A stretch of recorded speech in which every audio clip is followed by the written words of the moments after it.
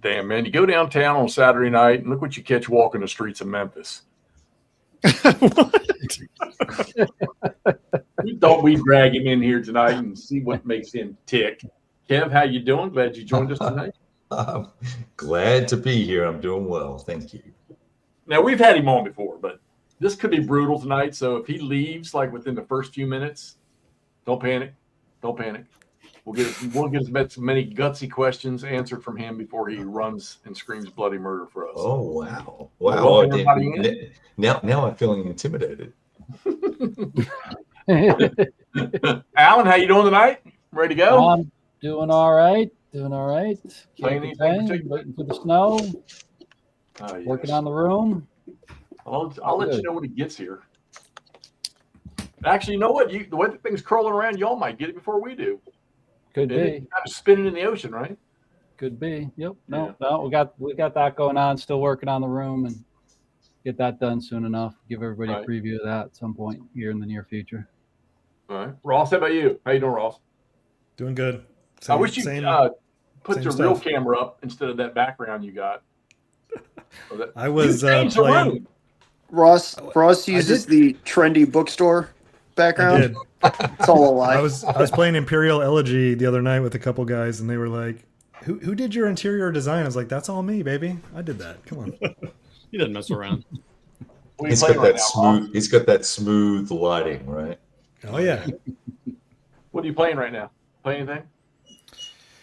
I'm working on the Into the Woods GB or the Vassal module still. Although I'm at the final stages. I'm doing the predefined setups. They take forever because that's a huge game, but those are about done, and I'm ready to send that thing out into the world and never look at it again. Wow. And move on.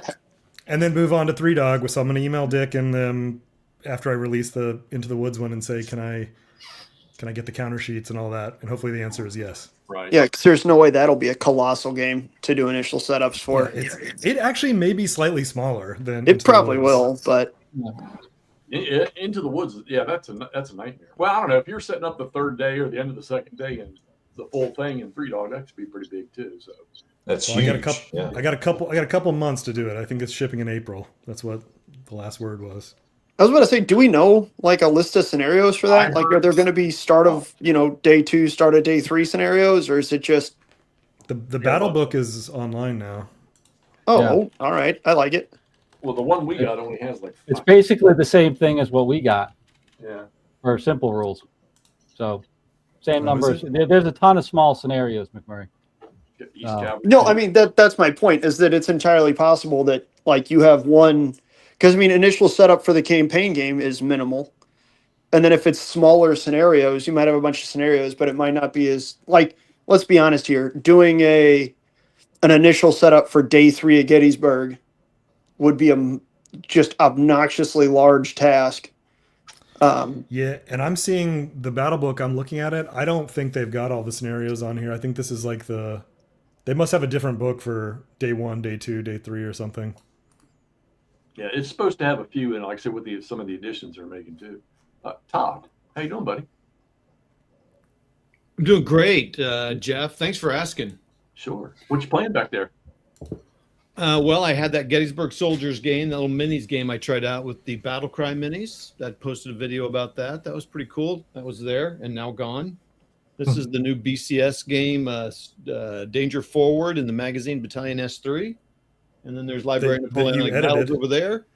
And I shouldn't have been playing that minis game. I should be learning the GCACW rules so I can put a good game on with Ross and the other guys. But Ross has got this under control. I've been dedicated. I've been learning. Begging for people to play against. Well, you got Todd right here. You play against Todd. And he's like, Todd disappeared for 2 weeks. Andrew, he's living a life. Andrew, look, you've been like pounding the miniatures table for the last couple of weeks. What'd you play recently? Oh, never mind. Wait till you come out of the your audio is shot. Yeah. Why don't you come back into range, buddy? Okay. Trust me, I haven't moved in the last like 5-10 minutes. Just flush. Tuesday I played Fire and Fury, which is a What would you call that, Todd? Like a division scale, brigade scale? Well, it's called regimental, so It is called regimental, but that's just kind of the maneuver unit. Like, yeah, but you're moving you're moving brigades, right? They're kind of no, you're moving regiments, but it usually is used for games where each side has a division or so, maybe a little bit more. Like a division is a pretty good sized game. Some games have bigger scenarios, some are smaller. The one we had yesterday or the one I played on Tuesday was a oversized brigade or a couple of small brigades on each side. That was fun. You had a lot of people show up for that, actually. There were a lot of people that showed up for that, which was kind of counterproductive because the idea was to try and figure out if we could play it in, the few hours on a random weeknight and to get familiar with the rules. And then it just kind of turned into, okay, I guess I'm teaching, 6 guys how to play Fire and Fury now. All right, let's do this. But it worked out. We had a good time. We played the game kind of to its natural end. It was not a particularly two-sided experience. The engagement that we were refighting was a rather one-sided fight over here in eastern Missouri at the end of 1861. So with 2 guys who were just trying to work through the system, it would have been fine. We had some players get a little disappointed because they weren't able to quite do what they wanted to. And it's like, well, yeah, that's what happens when you're outnumbered. You're using hunting shotguns and random imported Belgian rifles and shit. Like, sorry, buddy. But had a good time. The play test went well. Guys were able to pick it up and understand it, and within a couple turns be playing it. He's ready tonight, I can tell you right now. Me? Might not have to worry about the other 4 of us asking any strange questions, but I can tell you right now, McMurray's ready. So on my end of the table, I wasn't even done talking about the fucking miniatures I played the last week. You're done. So on my end of the table, we got the little preview play going on that was put on hold, and it's kind of hurt my feelings because it was actually finally playing a naval game, and now he's got to stop. So got to wait on that. I did drop Battles in the East 2 on the table. That was a nice price that Clay gave me for a shrink wrap copy of that. So I didn't realize that game had big counters, but that's on the table over there. I'm going to give that a go around. And then with all the GBA CW stuff, that's, and plus I got people looking at videos I did from 3 years ago for my most fearful sacrifice, asking me 5,000 questions. And now I feel like I got to play that again. Hello. Great game. I think it's the best one in the system so far.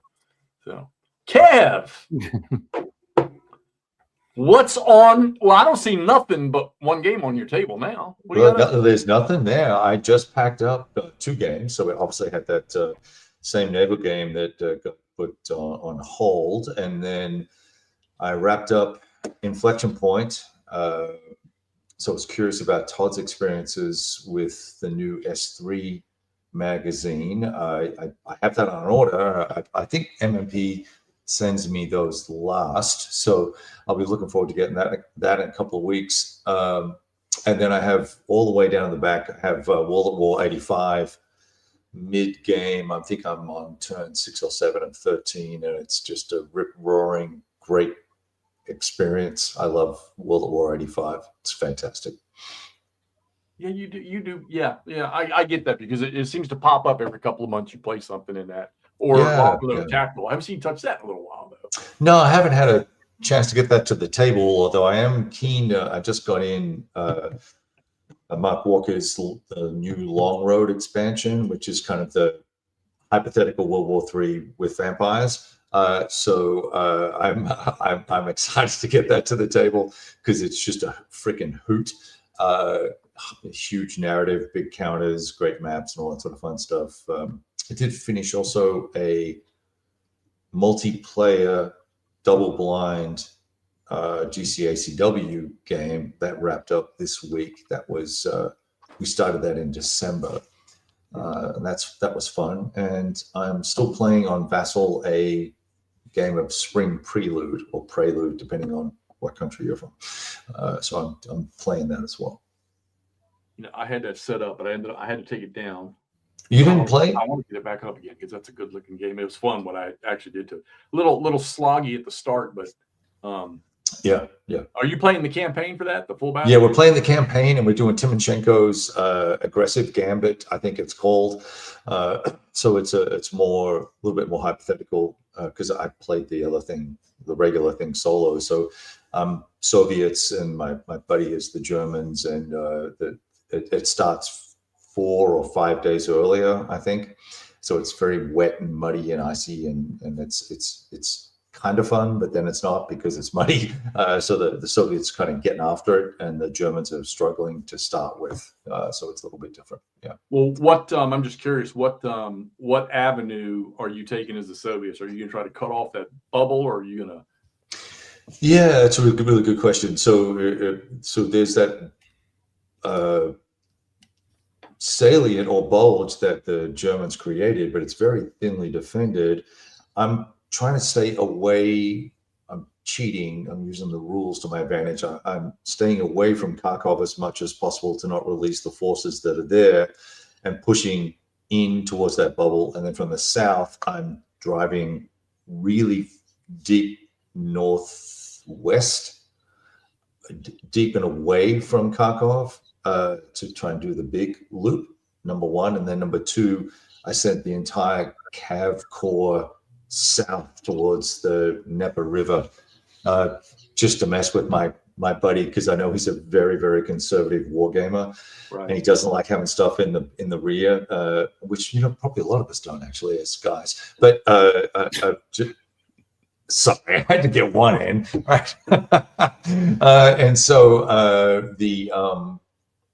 so where I'm messing with him so that he'll pull forces off to go chase them down and allow me to do bad things to him, because he gets all those reinforcements in the south, Right. that are going to mess me up, right? So I've gone full bore, trying to kill as much as I can, as fast as I can, and then I'll shrink up by that. Is it the Izume or that river, that bridge?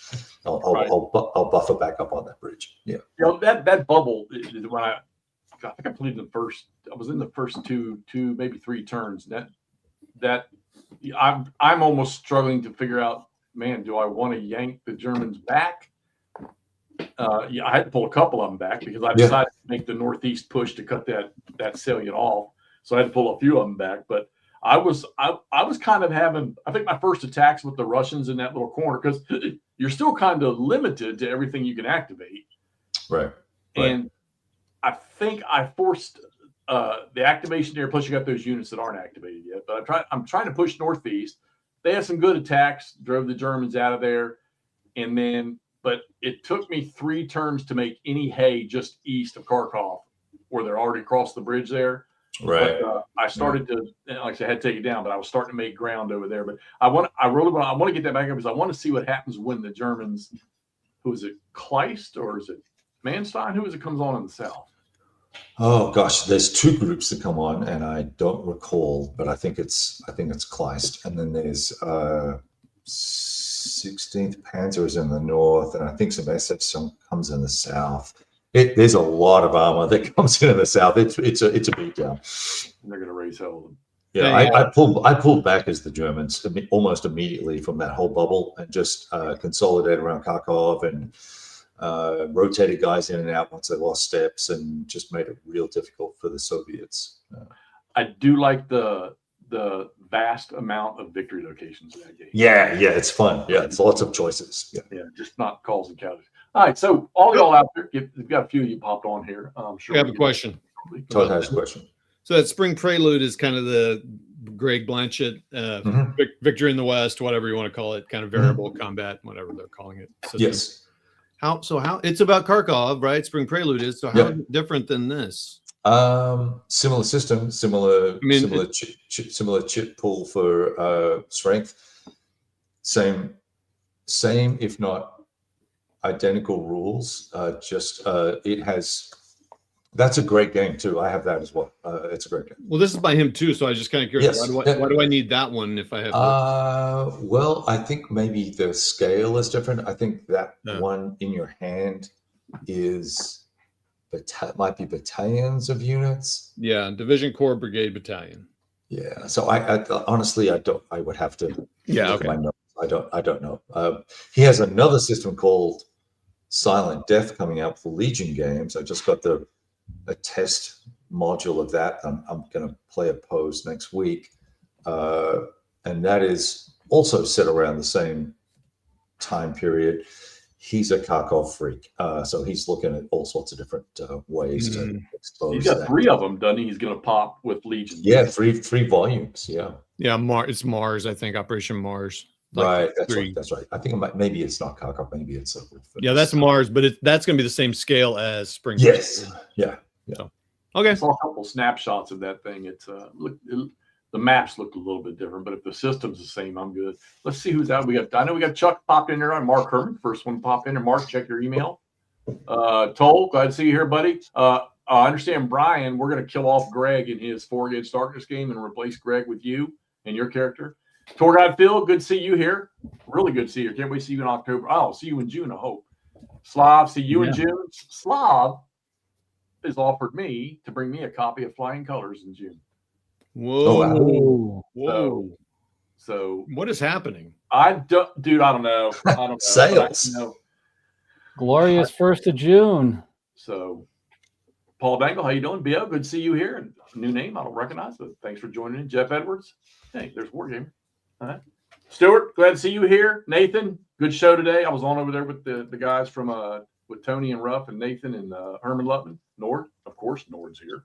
So here's what we're gonna do tonight. We're going to browbeat Kev and find out all the personal information and all the back alleys that he's walked in his life, which obviously all lead to freaking wargaming. So let me get this thing rolling here, and hopefully these guys will start bombarding you with questions. All right. I don't want to. You said you hadn't been to Australia in a while, so. But what I want to know is, I'm assuming you were born there. Yeah. Okay. I just fucking walked out of the bush. Yeah. Fascinating first question. Okay. When did you leave? That's none of your damn business. No, 1996. Good start. 1996 was the last time I left then permanently. I had left once before for an exchange student program prior to that. So you came over here and claimed, what do they call that stuff? When foreigners come to our country and they want to stay. And I didn't do any paperwork, you know. Oh. That's what we call it. No one's watching this. We don't care about that. Yeah, don't worry. Okay. So you came over here. Do you want some help with this? Or No, I don't want to dig a hole for anybody, you know. But what was it your intention to come to the U.S. and stay, or did you just decide while you were here, hey, this is where I want to be? Okay, so there we go. Now we're done. All right, we're going. All right, so I'll try and make this as brief and as interesting as possible. It's not a very exciting story. I had I worked for a software company, and I met a bunch of Americans. I was a sales guy at the time. Met a bunch of sales guys in Australia, and we were in this big group meeting. And I actually met my future wife there as well, but didn't know that was going to be the case at the time. And we were all talking about money and work and how hard it was to make money and easy to make money and all that sort of stuff. And they said, "Oh, well,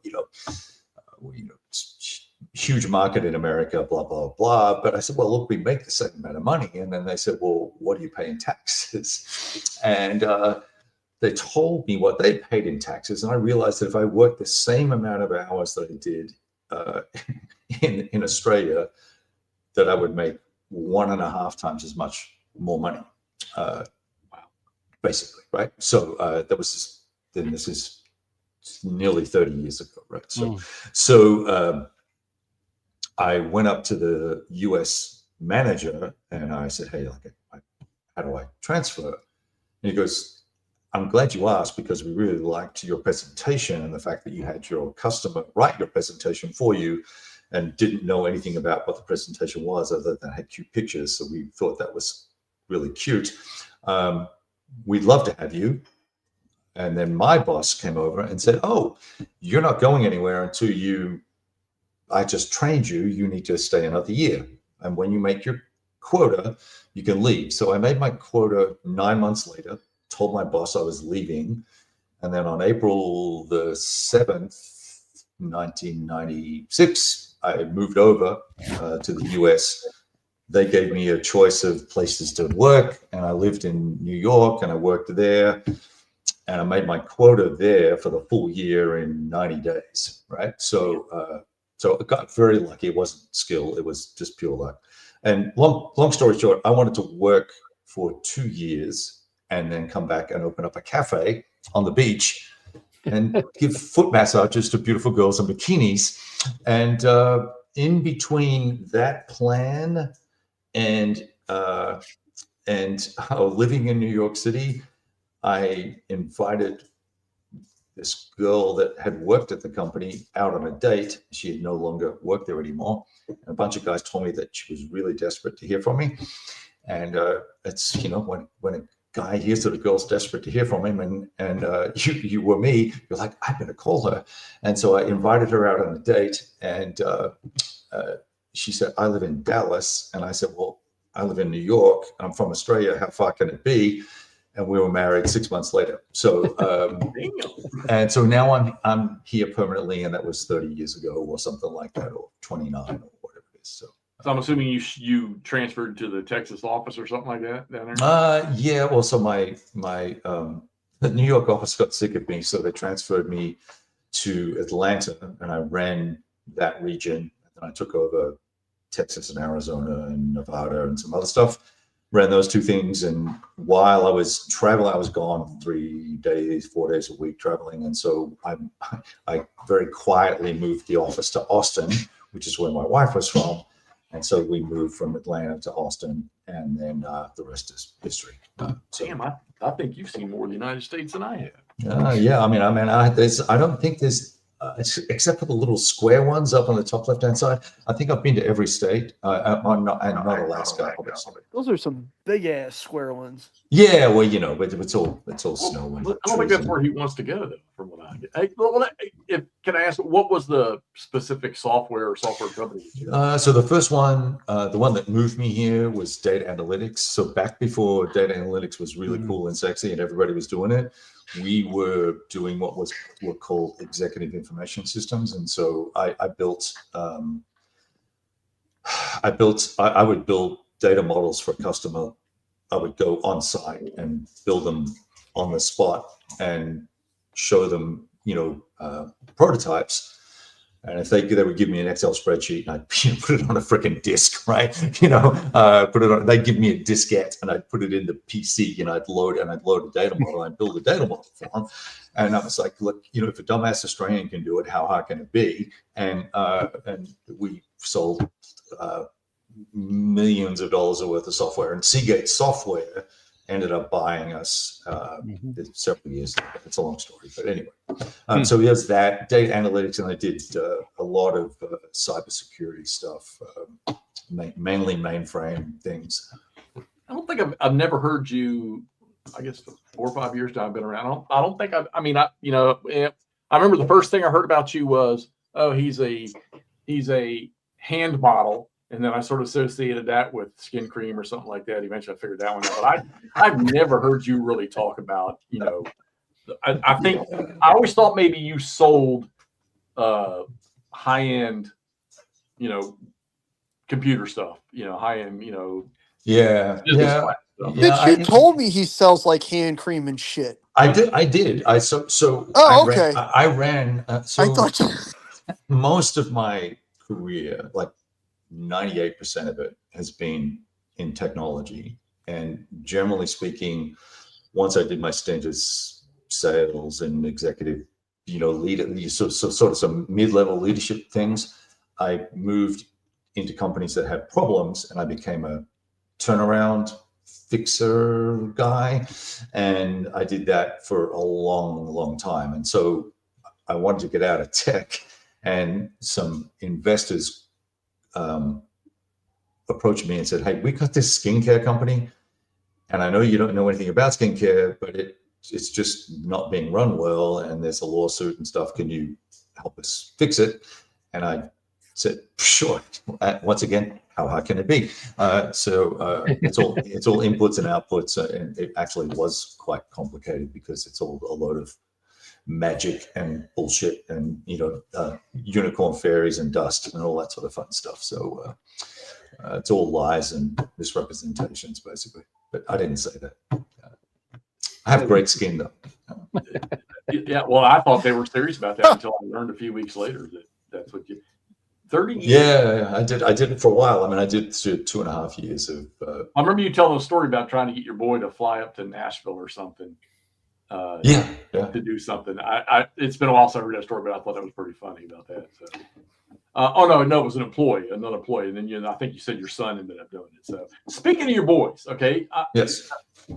Because I got one more thing I want to ask you about Australia. I want to comment about Australia, but yeah, boys, sure. Let's see.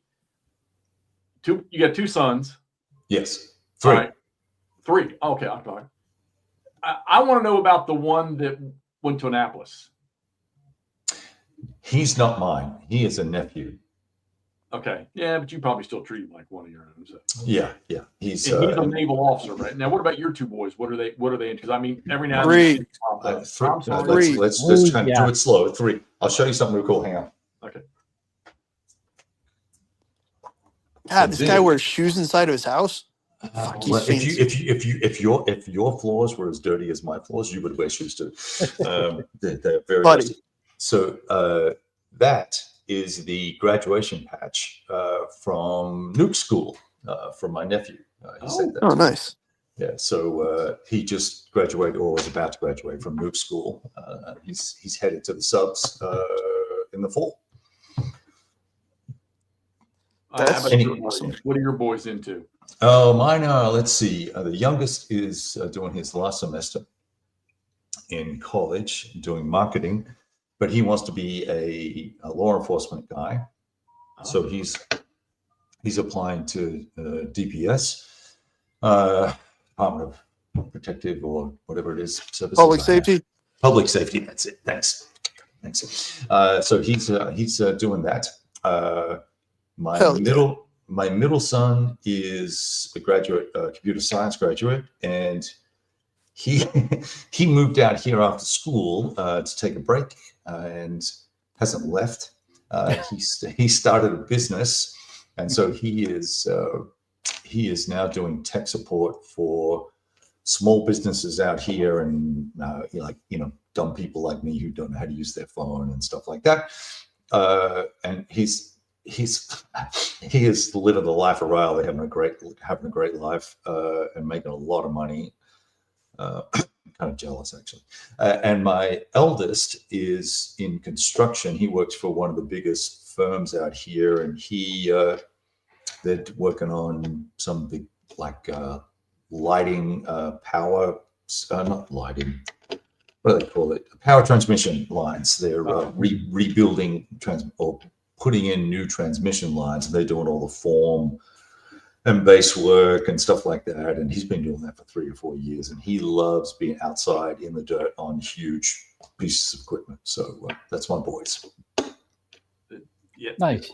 Yeah, because I mean, once in a while, I say one will pop up, and you'll say something, and I was just curious what they did. Honestly, I thought the naval one was one of the sons. Because the way you talk about it. Middle son's doing okay though, Kev? Yeah, he's good. He was ill, and it was just some reaction from taking medicine and having this nasty flu that's going around. Okay. He was in the ER for a day a week ago, but he's back at work, so he's great. Yeah. Outstanding. Yeah, I saw that. That was oh shit. Well, okay, so now we know about the boys. We know how you got here. So you've now asked me questions, and I've now shared more with you than I have probably with you guys than I have with anybody about my background. So that's Oh, we're not done yet. gosh, well, I'm going to stop drinking then. Well, yeah, I don't want to, like I said, I don't want to go too deep, but just some general stuff. So No, you're good. I'll He's I'll going to tell you, ask you your social security number in 10 I'm minutes. an Like, open book. It's 155XXXXX. there you go. So, other than she loves to cut the grass on her tractor, what's Mama do? What does Mama do? Let's see. Mama was a stay-at-home mom for 25 years, and she had once the kids all started moving out, even though we have 2 living on the property now, You never leave. yeah, it's kind of cool because like we've got this little, it's not a mobile home, what do you call it, like a prefab that my son rents from us, and then the other guy is living in, it's kind of this barn thing, and he pays rent now because he's making money. So it's kind of cool having him around. I was not expecting that. But anyway, my wife, she was supposed to be working 10 hours a week.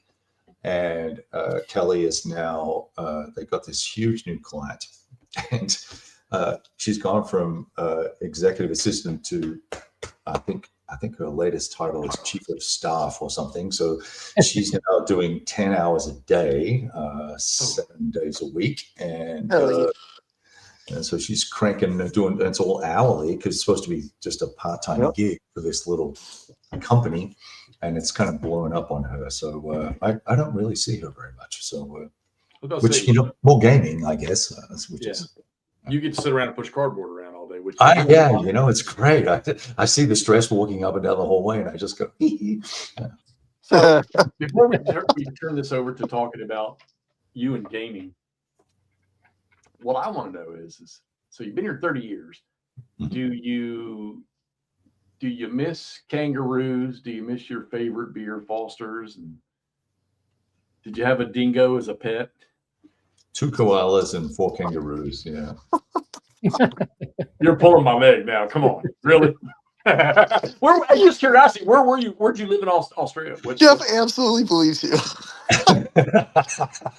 I lived in Melbourne until I was 30 something, and then I lived in Sydney for a long time, 5-6 years. I really don't remember, but quite a while. Yeah.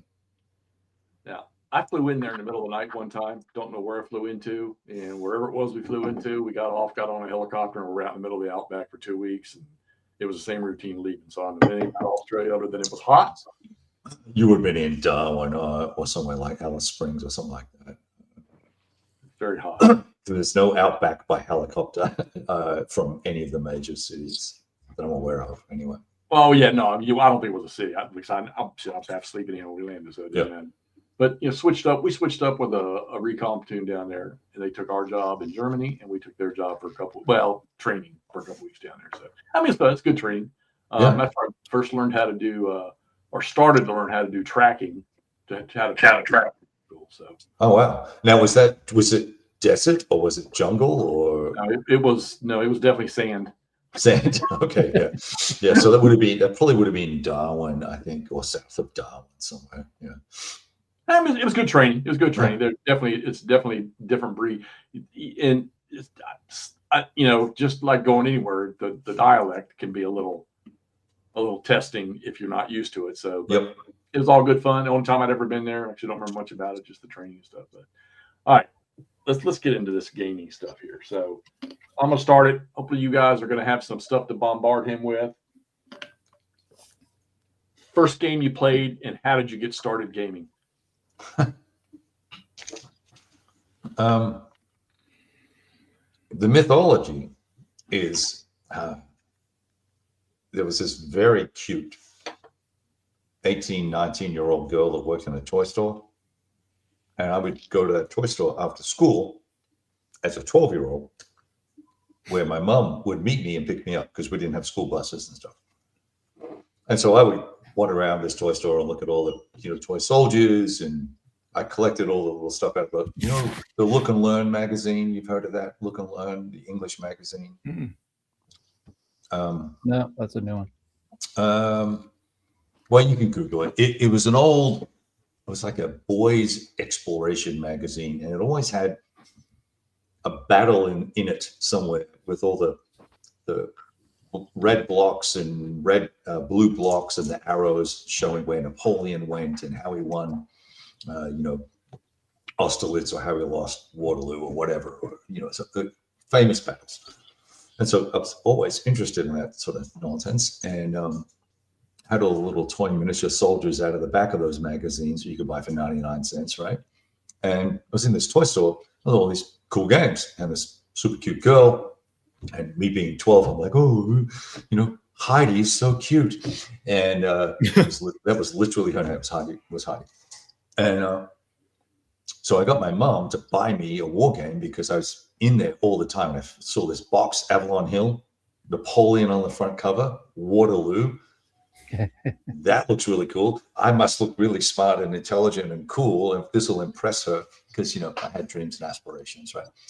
Anyway, I just kept buying games there forever, and that's how I got started with wargaming. I played Napoleon's Waterloo from Avalon Hill, and then it was Jetko's the Russian campaign, and then I convinced a buddy to play, and then we got into SBI titles. Excuse me, hang on a sec. Great. My favorite games are games that Kev played when he was 12. Sweet. Yeah, those, and then I posted an ad in the newspaper, in the local newspaper, and by this time I'm like 16 or something like 17, and posted an ad and invited people to join our suburb. Had a weird name, but so it doesn't matter what it's called. But what was it? It was called Glen Waverley. So I started the Glen Waverley Wargaming Society, and I had people over to my house, and I had grown ass men with plumber butt crack crawling around our veranda with miniature ships and tape measures and stuff, and guys playing on coffee tables and dining room tables. Had like 20 people turned up the very first time I hosted this thing. That's awesome. Yeah, it was awesome. My mom said, that's never happening again. And so that was the first and last session of the Glen Waverley Wargaming Society. Oh my gosh, that's funny. And so, and through that, I met people, and we played, and got into anything and everything, and played every weekend. I had no room for games to be set up at our house because we had a dining room table I could use, so I had to be played within a very short period of time. So it sounds like there wasn't a lot of game clubs there in Australia to start. No, there was miniature stuff. And I painted up some minis one time and got sent away, and so I still have hurt feelings about them not liking my miniatures and not letting me play with them. I made these French grenadiers, and I thought they were very cool. And they go, oh dear boy, those epaulets are incorrect. They're the colors from 1812 instead of 1809. You can't play. So, oh my gosh. Some bullshit equivalent to that. You should have hit that dude right in the nuts. Yeah, pound. Hey, Hexy or Camp, I got that magazine pulled up there. You want to share my screen real quick? Oh, yeah, I'm sorry. I've jacked up our StreamYard there, Jeff. So there they are. Looking Lawrence, baby. They were amazing. My mom would buy me one of those every week, and I would read those things from cover to cover. Awesome. What's the one the Brits have? Commando magazine. I always thought that looked cool too. We didn't have that here. Not sure. Yeah. Anyway, there you go. Okay. So, Waterloo, your little gaming club. I'm going to obviously Avalon Hill, SPI. What else did we have back then? Did we have anything else back then? GDW. Unterscheiden was a game we played. We set that up at a buddy's house. We played that. Yeah. What about things like Risk? Stuff like that. No, I'd never seen it or played. I mean, we played Colditz, the Escape from Prison game. Mm-hmm. Yeah. That was as Euro as we got. We were all I don't know why, because we all read them. We read a lot back then, right? It was just me and my buddy were voracious sci-fi and fantasy readers and history readers, and we were both into animals as well. So we both wanted to be zoologists, and so we were always reading books about Africa and history, and it just got us into the Boer War, and then got us into more history and what happened after that, and Churchill, and that led me to World War II. And next thing you know, we're playing everything. No risk ever. I've never played. So all right. So you get Waterloo, and you start playing. Were you instantly hooked and continued to look and grab other war games and stuff, or did you just go for a little bit, and then did you have a dead zone where you just weren't doing anything, and then come back around? No, I played.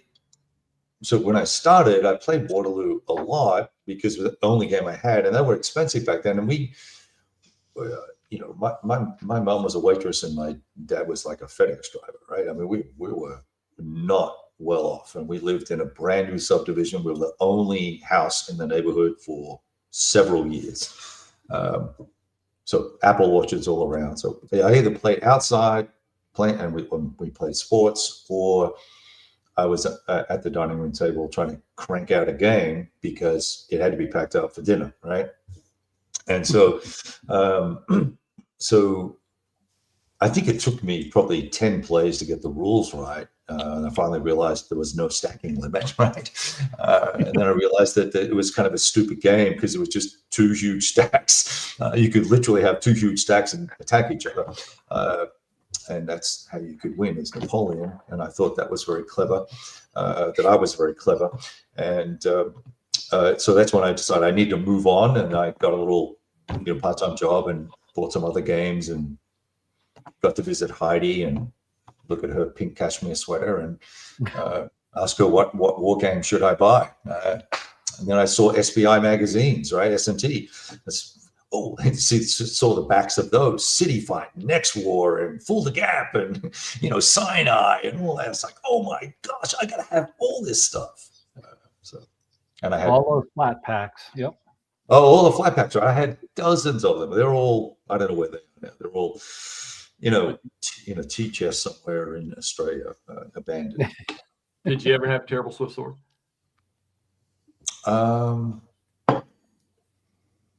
Once I got back, I had a hiatus with wargaming. Once I got back into it, I had it, but I never played it.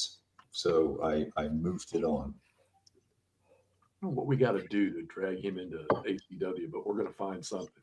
Hey, I'm playing GCACW, man. What more do you want? Well, that's cool. I was gonna say, he just talked about playing ACW. You do like operational, so. Yeah. And I like Herman's games. I play those.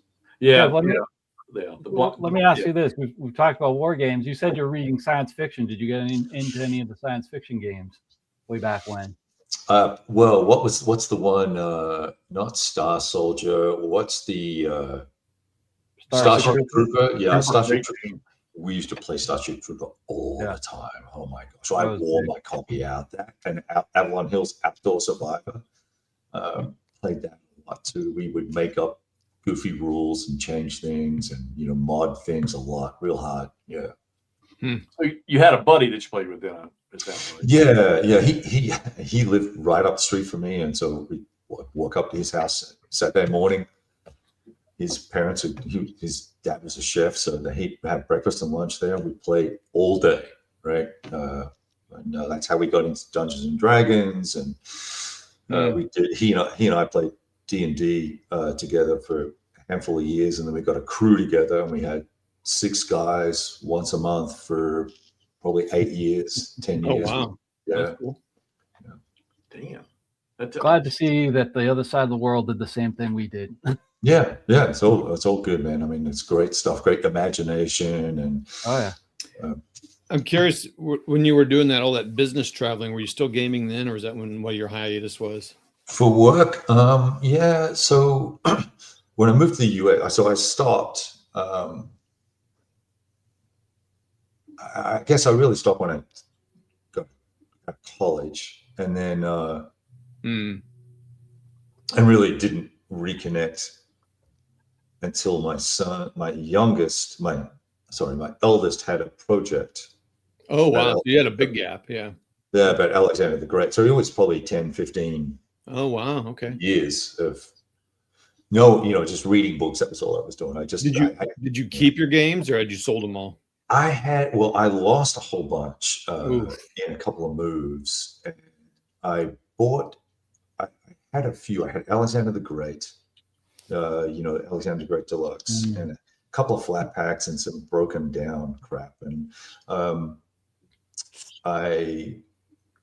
my son had this project, and I was like, "Oh, Alexander the Great, let me help you." And so I showed him this game, and he was like, "Dad, I can't take a game to school." So then I found Total War, which is a PC game, and I made a little video of one of Alexander's battles for him. And that was it. I was like, I'm going to go and play this Alexander the Great. And that's when I got back into gaming. And I think it kind of shocked my family, because I kind of realized that I'd missed 15 years of amazing releases. I went on an absolute tear, trying to play as much as I could, as quick as I could, just to kind of get caught up. And then realized that wasn't possible. But so I started being a little bit more selective. And as I got back into it, I would say I have an eclectic palette, but I have, I know what I like. I'd say you're pretty eclectic. We talk about you all the time, how eclectic the different stuff you play. Oh, okay. Yeah. I'm sorry. I'm sorry. No, it provides great questionnaires for us and entertainment, because you always wonder. It's interesting how you'll be rolling along in one topic, and then boom, something just completely off the freaking wall. Like I'm not gonna lie to you, I would have never thought The Long Road would have been a game up your alley initially. Yeah. Well, Well, I like Mark Walker, number one. So there's that. He's a fantastic guy to have a beer with and chat. Super great. A lot of fun. Number two, I have read his books, which, I would say Mark is in the pulp fiction era of his writing development. And there's a guy called Nick Cole who's a very gritty writer, who is a former Ranger. And I introduced those two guys. And so they've now picked up Mark's series. Oh, they did? That's cool. Yeah. Yeah. I sent this. I wrote a story about The Long Road, the narrative. And that's why I like the game. The narrative is it's like freaking zombies, dude, right? I mean, how can you go wrong? You have an M60 and zombies. Can you remind me of the scale of that again? What's the? It's squads. It's platoons. Yeah. Okay. So it's like World at War, but. Yeah, it's like World at War, but it's got heroes and you got vampires and zombies, zombies and stuff. And, all the goofy shit that Mark comes up with. Yeah. And I wrote this story. And Nick goes, "Oh my God, what is this and where did it come from? This is awesome." Mark sent him a copy of the game and the book, and then they signed Mark, and they're going to redo the books because Mark's writing has a certain style to it that needs work, right? He's been writing for a long time, and he's a great writer, way better than me, but these guys will just lift everything up to like a professional what I would call sci-fi, fantasy level, production level writing, right? That's cool. Yeah, so super cool for him. So I'm just into it. I love that sort of shit sometimes. I don't do it all the time. Like I would not play it every day because it gets more the same, right? It's more of a, oh wow, that's really cool. I can't believe those guys took out those zombies, or oh my gosh, they killed all the guys, right? It's great. It's like a little movie. My fault was you, Gimpy, and Mo playing it on Vassal, I think. Yeah, that was fun. Yeah, I got ripped off on that PlayStation, but that's okay. They cheated. Mark Walker games. I I think I have the only one I got is the one of the original World at War bridges and something like that. Yeah, I'm assuming that's I guess the company went from him and then David Heath. Yeah. To go like I didn't, this about David Heath. I did not know that David Heath actually owned Matrix Games. Yeah, yeah. I get a lot of stuff from Matrix and Slytherin. So yeah, he's David's they're Lock and Load is starting to spin back up. They've got I think 5 new games coming out this year, next year. So they're starting to get it done. It's good. Yeah, I kind of wish that Terry Doherty's Napoleonic stuff was staying with Lock and Load, but Terry went on his own. The guy that did Close Quarters Waterloo, I don't think I think that guy had some more stuff in mind, but I don't know if he's going to be back with them.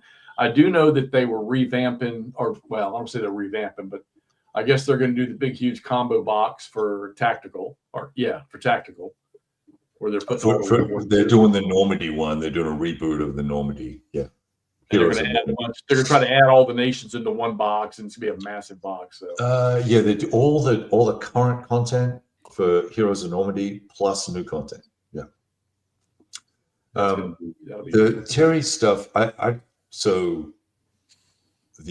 there's no official word, but based on my conversation with David, Terry has not informed David directly that he started his own thing. So I understand there was some issue with payments, and David's been in the hospital. He's had eye operations and all sorts of stuff, so he's not been in a place to do anything. So I think Terry probably got frustrated and is going off to do his thing. I don't think Lock and Load really cares one way or the other. There was a huge delay with the game, and what am I allowed to say that won't be I think there was a disagreement over how things were formatted, and I think David said you're either going to provide us the content so that we can format it the way it needs to be formatted, or we don't publish the game. And right. I send all the money back to the Kickstarter people, right? So, and so I think push came to shove, and I think there's probably just disagreements over that. That's probably what led to the catalyst to them parting ways. But I mean, I don't know that Terry's very good with conflict, and he's a very meek and very quiet, softly spoken person. But I think he gets back up pretty easily. I actually introduced them, Terry, to David originally. And then Jeff Newell helped Terry get that contract signed with Lock and Load. Yeah, it's just probably not a great fit because it's super detailed, sort of Labatt style, and let's face it, Lock and Load's bucket of dice stuff, and it's fun, right? Yeah, and it's a shame they went through that period with the games getting shipped and stuff from overseas. That that was just a shit show. Yeah, and people just browbeating. I'm sorry, but pretty sure David didn't have any control over. Right. As he said, look, the shipping company told me the wrong name of the ship. What am I going to do about that? Right? I mean, how does that happen? And the other guy, I think, there's interest because that game is selling twice as many copies as Terry's game at the moment. It's become quite popular. But he also is not easy to deal with from a back office standpoint either. And I don't think I'm saying anything out of school there. No, I tell you, I missed my phone conversations with David. I had one in a while since he. Yeah, but he's back now. You should give him a call. He seemed like he was in really good spirits and his head's in a good place. And well, he had hit me about maybe creating some rules for a Civil War game. And I mean, I got bodied for about a month. I tried. But I wrote down 3 or 4 different times. I don't have it in me to do that for some reason. And it might be because I'm too influenced about all the systems I play that are ACW that I feel like everything's covered. So as much as I would love to, I just don't think I can do it. You ought to snag Herman, and get the Herman's Napoleonics games or something. Oh yeah, we got a taste of that today too. He showed us some images today of the blind swords for Leipzig. Yeah. Oh, really? That's cool. I didn't get Bonaparte sword. Yeah, I'm sorry. Yeah. Bonaparte sword, is that what it's going to be? Okay. Yeah. He's leaving the AWI alone. He said Saratoga would be the one if he did it, but he's not. That's not in the works. And Tatum, he said, is going to release this year. Yes. So he's pushing. They're fast tracking that one. So wait, are we talking about blind swords or black swans? That's Black Swan. I was about to say Leipzig would be freaking huge for blind swords. Okay. No, Leipzig is blind swords, and Tatum is Black Swan. Okay. And apparently because it's such a small footprint of the battlefield that they've brought the scale down so they could be on the 3x5 2 maps. And they're adding a bunch of scenarios, a bunch of optional stuff, untying McClellan's hands, that kind of stuff. He was talking about that. It was a good little conversation. Nice. I could look into Herman's eyes. He's working his ass off. Really pushing. He just announced about the redoing the Franco-Prussian stuff, the Metz game. And he wants to do, they're talking about more battles. Yeah, he wants to do Sedan and others. He's posted that already. That'd be awesome. So that'll be interesting. He's got a lot of games out there that I didn't even know he had his hands in or he designed, but and I asked him straight up, I said, how does the brain go from 1 minute you're doing historical and 2 minutes later you're doing some fantasy stuff and then back and forth? And he pretty straight, simple answer. It eases his mind to let him drift and think about something else. And he loves to play that stuff. So, and also, we asked him too about, hey, after your games were printed and sold, do you play him anymore? And he's like, nope. No, I don't give him up. Yeah, never ask him a question about the rules. He's not the guy. Right. That was a good conversation. I know it. So, all right, Kev. So, you guys want to pop any questions there? Let's stick with I can go all over the place, but I know tactical like World War II is kind of something you kind of bounce off on. Like, I think you like the tactical World War III, Cold War Gone Hot, like, from Lock and Load Tactical. Mm-hmm. Did you ever settle on like a World War II tactical that you like OST or Lock and Load Tactical or something, or maybe not? Yeah. Well, that's a really good question. There's so much great World War II stuff at the tactical scale. What's this? Yeah, I want to talk about your Substack too. Yeah. God, just no. It's just I am very self-critical about my writing, so no, the writing's fine. It's not. It's the Substack itself. Period. Well, we can talk about that. Okay. Well, to just answer. So, Todd, yes, I think there are so many good tactical systems. I've played everything from the original ASL, Squad Leader. Squad Leader. Thank you. Through to, Combat Commander. Right. I love all of them for various reasons. I think my passion for Lock and Load, OST. I like Last 100 Yards system. I think I would zero in on those three. Okay. That as I like the most at the squad scale. But that solitaire game Combat, that's a great game, a great little game. You like that? Okay. Yeah, that's kind of fun little solitaire thing. It's a goofy ass AI, but you just make it do what soldiers should do. I don't know. I like, obviously like TCS as well. Yeah. I would have thought that would have been your favorite, your go-to system. Yeah, but I'm a terrible TCS player, dude. I'll get halfway through a scenario and realize I've burnt out every single Russian division, and it's like 9 a.m. in the morning of day one in 20-minute turns, and it's like I just go too fast or too hard or whatever. You got to pace yourself and let this thing evolve, and I don't know. I'm not very good at it, but I love it. I love the planning side of it, I think. Right. Okay. All right. I have another question, but I'm going to let one of the other guys ask. Oh, no, if you're going to follow up, go right ahead. It's going off in a different direction. Okay. So you solo a lot, right? You should do a lot of video where you're playing Spring Prelude or whatever solo, but you also do a lot of face-to-face. And we don't really see that, right? You don't show those games. Right. So I'm curious, what's your balance of that? Like, is it 50-50? And like, when do you choose to play something like, oh, I want to do this solo? Or like, I'm just kind of curious how you. Yeah. So up until I moved, I would say it would have been, I used to do a lot of Vassal in Austin. I'd say it was 70-30 when I was in Austin, because we had a group in Austin that was 2 or 3 guys. Oh, wow. And so we played every other week, and it would be Friday, Saturday, Sunday type of thing. So it would be a game for 2 days. It Never Snows, SCS, or something more complex and bigger. We'd play at someone's house, and then I'd also do one-on-ones with those guys as well. They're all awesome dudes. The COVID hit, and it got weird. There was some, I guess it became a little political, so I just stepped away from all that and played more solo. And now it's 100%.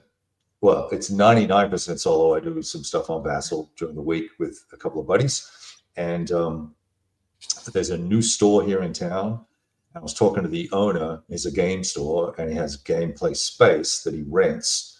And he told me that he thinks there are between 300 and 500 wargamers in Kerrville, but mainly miniatures. And I think for him, he means like Warhammer. I would think so. 40K. And I looked at him and I said, that's complete bullshit, right? Because because I don't know 300 wargamers in Austin, and it has 100% more, 10x the people, right? So, wow. 100x the people. Shit. Sure. Yeah. We're like 30,000 people here. Interesting. Okay, well, that's cool. Yeah, I thought you were doing more face-to-face now, but it sounds like you're doing less. Well, I mean, I just and I mean Vassal's face-to-face as well. I mean, like opposed, right? Yeah. Well, I suppose if you count but now that I'm not really working at all, I'm arguably I don't, but I can play every day 5 hours, right? Sure. So I get 2 hours on Monday. I get a couple of hours during the week on some other random day. And then there's this play by email thing, which takes an hour or 2, and that's all on Discord, chit chat. It's not like on camera and stuff like that. Sure. Yeah. Which suits me fine, because if I'm learning a game, I really don't want to play that opposed. I'm either playing with somebody who's teaching me the game and we're playing and getting through it. Uh-huh. I'm not good at teaching people how to play. That's interesting. Okay. Necessarily. So I would, because I have my own ideas about what the rule says. Right. First of all. But you're good about putting the game on the table and prodding through the rules as you're. Oh, sure. Yeah. I think a lot of us do that. But I mean, I'm not gonna lie. I don't even know, unless it's a small rule book anymore. I don't think I'm getting the game and I'm taking the rule book, sitting on the couch and reading all the way through one time, and then going and playing. I did do a simple rules for GBACW, but I was going to say simple rules. You did it. Yeah. But I mean, it's that game is that system is so right up my alley that there was no way I was not going to do that. But I'm the same way too. I think Camp and I are playing a lot of stuff on Thursdays and Saturday nights, and it's kind of cool to see the progression of how, the first time we played, we dug in the rule book 10 times. Next time we played, it was 7. Now we're down to barely having to look. And I mean, Todd and I, we started very novice with Vassal, and Todd was trying to walk me through, and we had some fun stuff playing some stuff with Vassal, but and then of course I tried to play with you, and that's the whole reason that didn't work. Vassal I couldn't get it. It was just killing me. And, but now I'm starting to realize that, and that's one of the things we were talking about earlier is if you're playing GBACW where you might have freaking 10 counters on stacked in one hex, it's no fun on a board. Yeah, it's nice to look at that board and see all that pretty artwork and all them counters all over the place and get your picture, but it is not fun to knock stacks over and stuff like that. So Vassal's becoming kind of my go-to now. I'm starting to like it a lot. So GCACW is a very similar way because you got to do strength counters and do all that stuff, and it's fatigue markers and so much easier on Vassal. But it's so anyway, interesting. No, that's a really good point. Well, your approach to gaming with your tables there, I know I've told you this, that you're a gamer. There's no, you're the perfect definition of the gamer, because you'll set something up that I know damn well, if you played it from top to bottom, it's going to take you 6 weeks to play it, but you'll grind out a few things in there, and then you'll just pop the camera on, blah blah blah blah blah about this action, blah blah blah blah blah about this mechanic.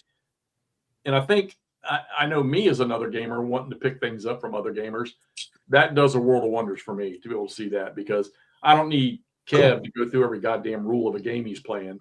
Oh yeah, but I would never do that, right? Because you make mistakes. So the longer you talk, the more mistakes you make. Right? It's just a fact. Unless you're some OCD crazy. No offense to anybody on the camera here who may be that way. I'm just saying it's easy to make those errors. I'm not a perfectionist, and TCS taught me that you can make a mistake with the rule, and I go back and check it, and I go one column to the left or two columns to the right, same damn result. So let it go and keep playing and move through it, and just create some bullshit narrative in your head to help justify why it is what it is or not what it was, whatever the case may be. Personal fog of war, I call it. Personal fog of war. Thank you, Al. That's added optional fog of war. I'm gonna write that down. How often do you reset on a game? Oh, that's good. Yeah, that's a really good question. It depends on the game. I mean, if it's a big game, it's not getting reset. I'll pack it up before I reset it. I'll come back to it if I set up Third Winter from OCS, 4 maps, 2,000 counters, and I set it up wrong, and I get 4 turns into it and realize I foobarred it, I will literally crack the shits and pack it up and say fuck it, and sorry, I don't know if we're allowed to swear. I will say the heck with it, and just move on. I just go on to something else and stop. Right? I've done that before. I went like what's the most recent one? Oh well, that's stupid. No, go ahead. Grognard Simulations, Armored Knights. I mean, I put 4 weeks of gaming sections of time into that, and it was a shit show. So I packed it up. Yeah, you've been very tolerant of that system. Well, I think there's something awesome there, and same with Death Ride. I think there's something there as well. Like I almost set up Salerno today because I cleared the tables. I was like, I'm no. That's the Salerno that went from Todd to you, from you back to Todd, from Todd to me, and then from me to you. Yeah, and I went and bought one of the expansions. Good Lord. I did not.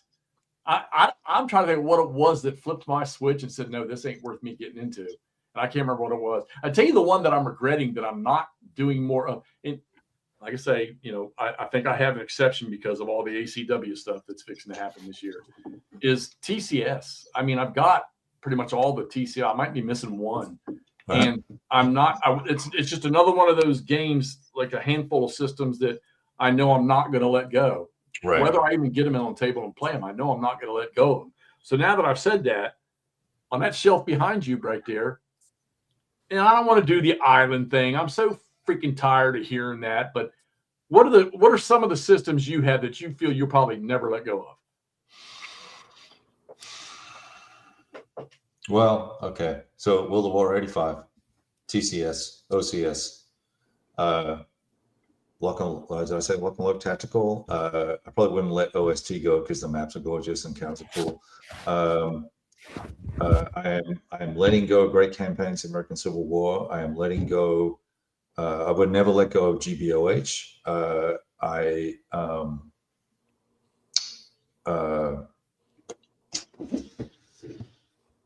oh. Well, I know one OCS guy. Panzer. I'm going to let go of Panzer. I like Panzer, but I don't really need it in my life anymore. It's too. It's too stilted is the word I think I'm looking for. Really?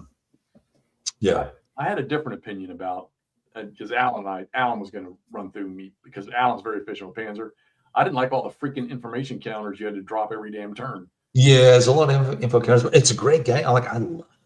There's nothing like grabbing a handful of dice and everyone matters. Oh, right. It's so good. And those it's a counter art and the data cards and all that. But then you get it's a turn and like all tactical games. It's a turn somewhere between 30 seconds and 5 minutes, and then you get to shoot one time. OSG, bye-bye.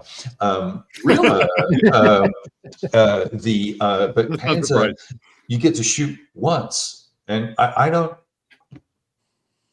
know for a fact, like for instance with the modern stuff, MBT, I may keep MBT, that you can empty a tank in about 2.5 minutes.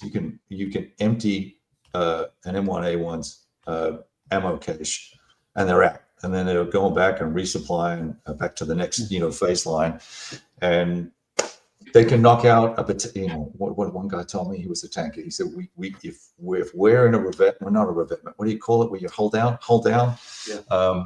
Pre-prepared position. He said I can take out a company of tanks in 2 minutes. Yeah. So the fact that I get to shoot once, and who rolls who shoots first, and it's everybody shoots and everybody else shoots. It's just kind of hokey, maybe. And so I lost my enthusiasm for it. I love all the chrome, the morale, and the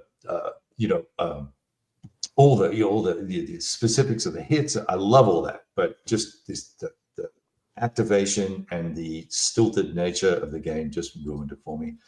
Well, MBT. I mean, there's my local hobby store they've had MBT 3 boxes of it sitting on the shelf for 3 or 4 years now. Yeah. And they're pretty marked down, but I won't buy them because I think they're ugly as hell. The counters don't fit in the next. Look, Jeff, 3 women have taken a chance on you despite that fact. You better give that game a try. Wow, that's so wrong. And McMurray's back in the wing. That's not wrong at all. That's factual. That's entirely honest. Yeah. These guys love my local hobby store, which I was shocked. I didn't see it. Amazing. I was actually talking to a buddy of mine who used to live in the DC area, and I guess that's where the other location of that place is. And just in passing, I mentioned that the buddy I stayed with when I was out at Gettysburg has the greatest local hobby shop that I've ever been into. He goes, "Oh yeah, where's that?" And I said, "Martinsburg." He goes, "Oh, Martinsburg, Virginia." And it was it's not just a Todd and I thing. It's a fantastic hobby shop. Virginia. That's cool. There's a Martinsburg, Virginia. There's a Martinsville. Yeah, but these guys fell in love with that store. I didn't realize I had a gym. It's not like not like a huge store. But the funny thing is when they were here, and I was like, "Look, y'all want to go down to the hobby store?" And that was a dumb question. So we get down there, and 2 things happened. First thing was we walked back into the play area, and the first table when you walk through the freaking door, they're playing. Somebody's got Lee versus Grant victory game sitting on the table. There's nobody there, but the game's set up. And then I literally had to have Todd take me back home because McMurray was going to stay there for the next 2 days. It is a wildly impressive game store. Especially on the miniature side, especially on that. Yeah. Side. It is. Can you guys send me some pictures or the name of the store so I want to share it with the local owner because he's looking to take on more space, so I want to get him. Your hobby place, I think that's what it's called. Whatever. Todd, didn't you do a video in there? Yeah, Todd shot some video. I think I did. Yeah, you posted it. Okay, I'll check it out. Then you're all good. That's all good. It's really wild. I can imagine a local Texas store owner having some troubles doing the same sort of thing, because one of the things that was really obvious walking in there was that he has a large presence on that big East Coast miniatures convention circuit. Yeah. So there are some geographical challenges, but McMurray, they got like 800 gamers in Kerrville alone playing miniature war games. And that's fair. Well, the flip side of that is every now and then there used to be a booming gaming store in Farmington, Missouri, Todd. And it's not necessarily, you don't have to have 7,000 gamers. And that was what the dude at this place was explaining, was that every now and then when you've got a huge gaming community, it's hard to get people into a store to game, right? Right. He always had that place packed because all, 80 people in the Farmington area who played games, whether it was Magic or whatever else, all went into his store to play. Right. But we have a cool store. Yeah, they carry GMT. They get all the GMT products, Right. and Worthington strolled in there about 2 months ago and dropped a couple of copies of their Antietam game for them to, But I honestly, I don't know what the level of board gamer is in like here. I know when I first went down there, there was a guy that was always looking for someone to play SPI games with down there, but that was the only one I ever heard. And then I saw the Victory Games one. I'm saying, well, my brain says this is probably the same guy, but they're a big Magic the Gathering 40K. I did walk in there one day and some people were playing Flames of War in one of the back tables and stuff. So, and the store's got a nice bolt action Flames of War collection, a lot of 40K stuff, and I don't know, whatever the big profile miniature stuff is. Right. Great paint selection. Bolt action.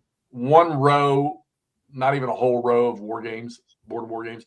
Every freaking rule set I guess you can think of according to these two guys. And it was crazy. And Euro game. Oh yeah. I was gonna forget about that, but now that I've said that word. Euro games. You said earlier that you dabbled with the Colditz one, and you mentioned that word Euro. Mm-hmm. Oh, we changing topics now? I thought we were talking about gaming stores. Oh, no. Is there anything on that shelf back there that's a Euro game? I'm not even going to turn around. Probably not. I was sent a couple of games by a couple of different publishers that ended up being Euro games in my mind, and they became giveaways. I didn't play them. I told the guy I wasn't going to play them, and said thank you, but no thank you. I don't think so. Palm Island Horror, is that a Euro? It's not really. I mean, I still have Colditz. Colditz, I love that game. It was from my childhood. I have the new version of it. Shoot. No, I don't think so. I have some redneck game that they brought me that they played here at my apartment. But that's not a Euro. That's a historic game for you. That is the antithesis of a Euro game. Oh, I have a card game. Hang on. Yeah, I feel like getting called European is like an automatic loss in that game. He even trots across the room like he's retired. Yeah. Yeah, he can still hear us and all that. I know. I just put me off for sure. Right, here we go. Oh, I don't know. Is that Euro? I mean, that's got some. That's the closest I have. But you liked that, didn't you? Oh, it's a fun game, man. I got all my kids playing it. They love it. Yeah. Hey, so why did you start YouTubing? Oh, good question. I don't know. You've been on a long time, so I'm just curious. Yeah, me and my 4 followers, we're really excited about it. I started, I was trying to capture, I was watching some YouTube videos and I really didn't think they were very interesting. And I wanted to see if I could do something different.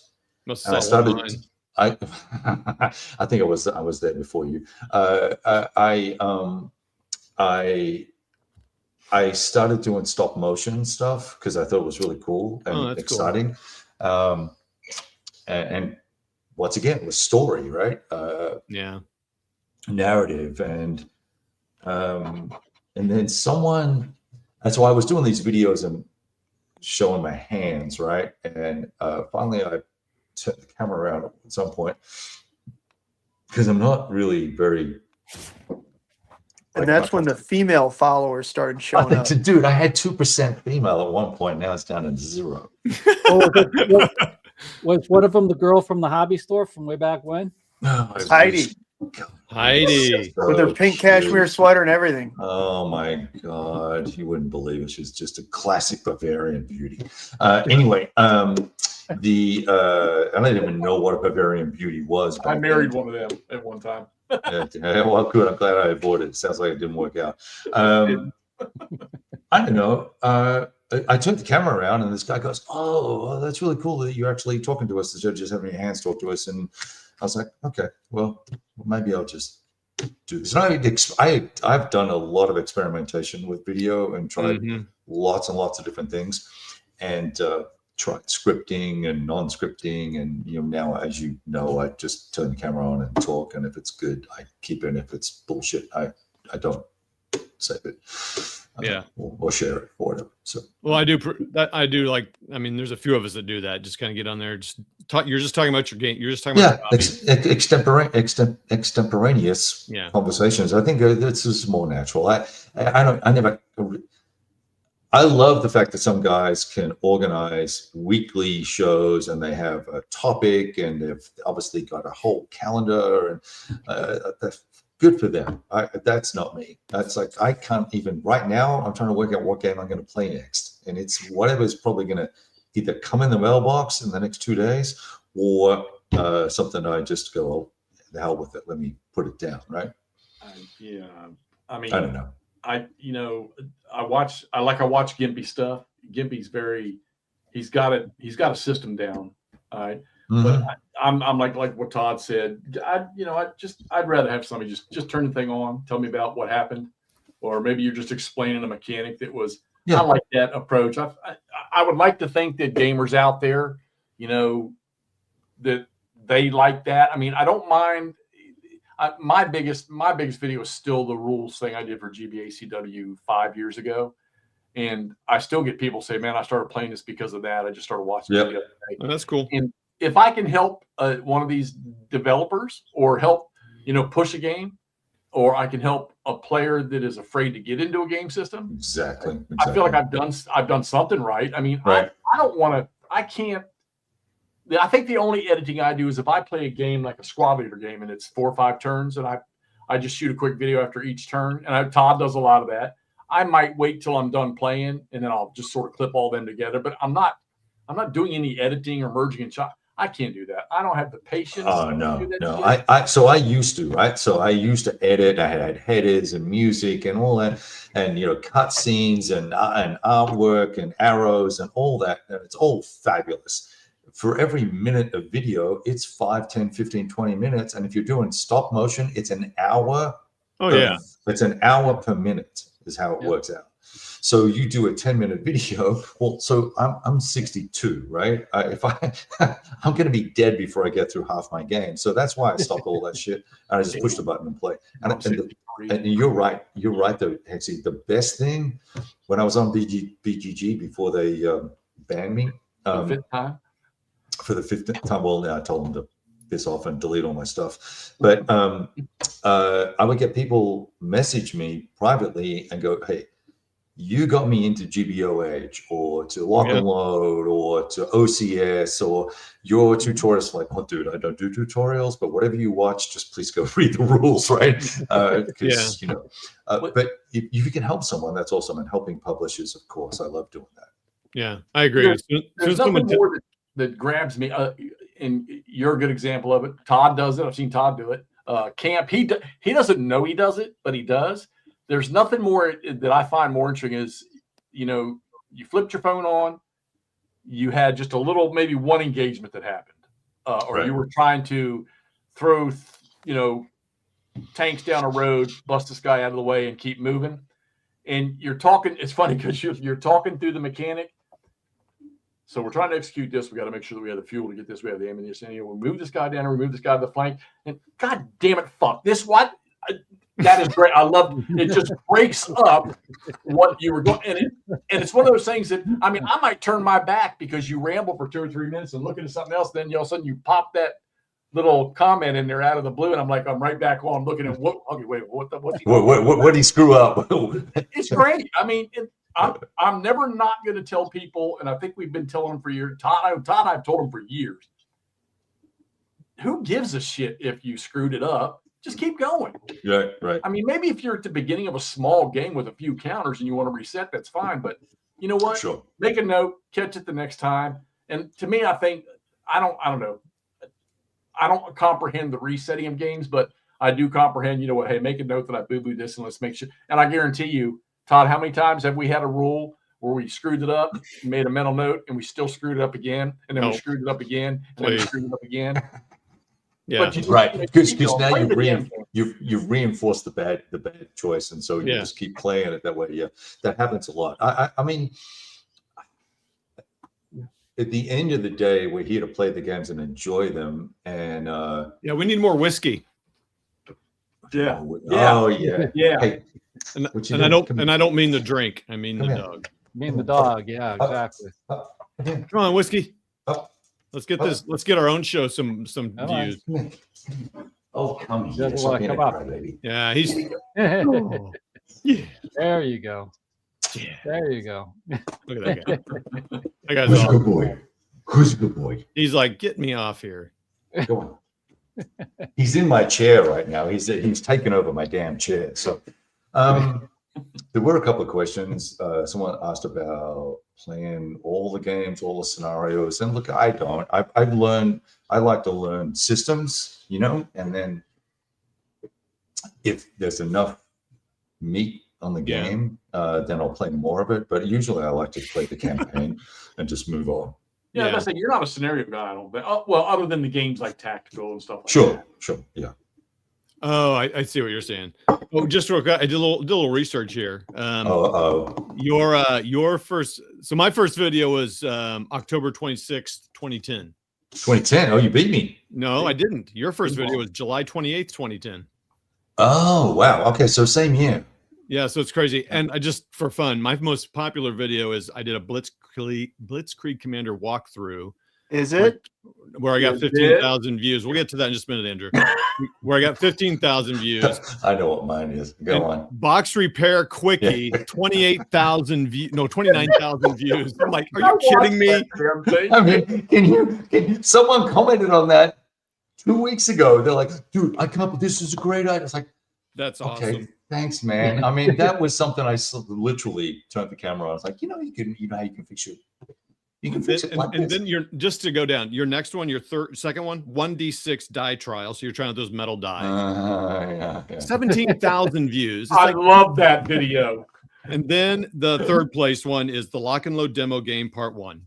Which was horrible. I got raked. That was the last time I did a tutorial. I got raked over the coals by all the smart asses. Oh, you did this wrong. It's a +1. Whatever.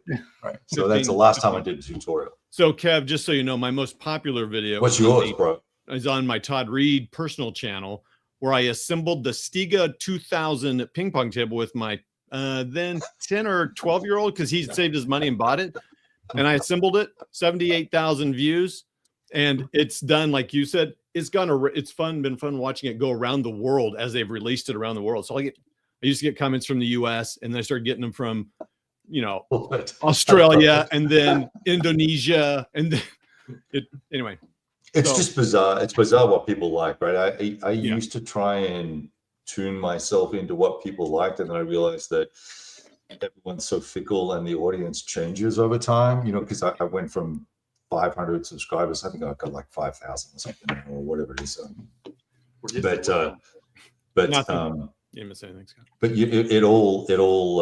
all varies over time, and the more people you get, the more fragmented the interest level is. People seem to be digging the shorts I do, the little 3-minute snippets. The shorts are super popular. I just wish they could get it so you could have your camera in landscape. Because I remember the first time we did that when they were here in May, we were shooting Battlefield clips, and I was holding my camera sideways. I was great, and then Camp Sawyer turned around and did it in Bull Run. Like a few months later, that I was like, "What the hell?" And then I found out you can't do that. So, but yeah, it's kind of annoying because if you get because if it's 3 minutes and 1 second, now it's long form, and now you're in the vertical mode, and it looks goofy. Now you look like a stupid guy. Like, come on, dude. Okay, grab my phone. Keep me busy for a second. I got another question. Yeah, I will re-record if I go over 3 minutes. I'll redo it. But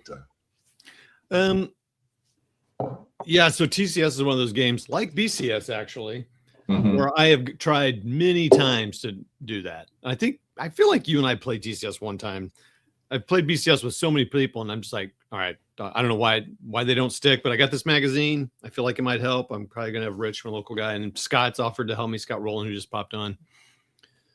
So, but I don't know why TCS. What it is about that? Just something wasn't like someone it doesn't stick for you in that you don't like it, or it doesn't stick for you. The rules don't work. Both games, the rules don't.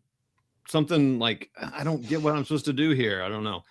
BCS is like that for me. I just finished a scenario, played mostly correct, and I pulled out Panzer's Last Stand, and I was thinking, well, maybe I could play a small scenario out of this because I'm not doing a full mapper with 40 formations. It'll take 2 days to play a turn, and I started looking. I was like, well, I need a break. I don't know that I can do that now.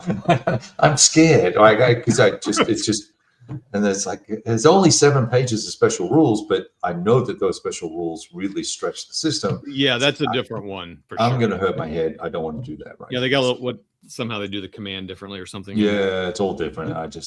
I think for me, the toughest thing on BCS is the zones of control, like which zone to control, what stops what, who does what. Limited, hard yellow, ranged ones, hard body, Heidi's pink sweater. I can't keep straight which kind of tank is what tank. What is Andy doing? Do you have trees? Kev? Trees. Oh yeah, do you have last Blitzkrieg? The last Blitzkrieg? Yeah, I do. Why don't you send that to Todd? Yeah, please. I can't find that game to save. Really? No. See, I need to. Yeah, I want to play the campaign. So yeah, you should. I mean, it's just really impossible to find. They're never reprinting it, so I'm like, man. Are you serious? Is that I tried to sell that 2 years ago when I got all hacked off with BCS because they just changed the rules, and I just finished trying to learn the new way, and I played with a buddy, and then I got online, and this guy's telling me, no, it's all changed, and it's all. And I said, like F this, I'm done with this system. I had that for sale for $50 at one point. Yeah, well, now it's going for 200. Every time I find one, by the time I get the message to Todd, it's sold. Yeah, Clay sold his for like $100. And I was, damn. He sold me that Battles in the East for $60. So I'm not paying $100 for those games. I think that's a free. You play any of the Battles in the East? Yeah, sure. Yeah, I thought you did. It's broken, but that's okay. Oh, great. All right, so here we go. Oh, I'm sorry. You haven't played it yet? I'm sorry. I just set it up. No, it's great. You'll love it. Yeah. No, it's fun. First thing that freaked me out was the big counters. I do not like. That's why I won't play Air Court. Todd brought it back to me, and I don't want the damn thing because it's got big counters. And now I do want it back. But pay special attention. I love it. Pay special attention to the rules, to the supply rules. Well, I'm going to find out. Supply rules and sequence of play together. You can break every scenario. Wow. Have All fun. right, so rainy day in Texas, in Caryville. All right. Mm-hmm. You can barely see the water tower with the freaking Caryville, city of Caryville written on it. No such thing. But anyway. Oh, cat. Mama's out on a business trip somewhere. The boys aren't around, and you don't have anything on the table, and you're saying, I want to play, and you walk over to the table, and all of a sudden you get brain lock about what you want to play. Do you have a go-to game or a go-to system that'll break that chain? Yeah, it's probably Lock and Load. I can put that down, or Great Battles of History. I'll put one of those down, and I'll knock a scenario out. Eyes closed. That's cool. Yeah. You're playing the heavy rules. Oh, When you say lock and load, do you mean the like tactical or I'm sorry, tactical. Yeah. the third World War? No. Any squad level. The squad level, any of them. Yeah. Okay. And same with World of War. I would do that too. That's why I put World of War down the other day, because I want something where I can blow tanks up and see things go boom. Right. Well, that's a good question. That's a great question. Oh, Are wow. you in on Mark's Thunderbolt Deluxe? Did you pre-order that? Am I who do what? With Mark Herman's Thunderbolt Deluxe. Thunderbolt Deluxe. Oh gosh, yeah. Yes, of course. Yes. I missed on that, and I just got so many things on pre-order right now, that all Civil War stuff. I don't think I have any. Well, other than the Army group, is it South? Is the next one they're kicking out again?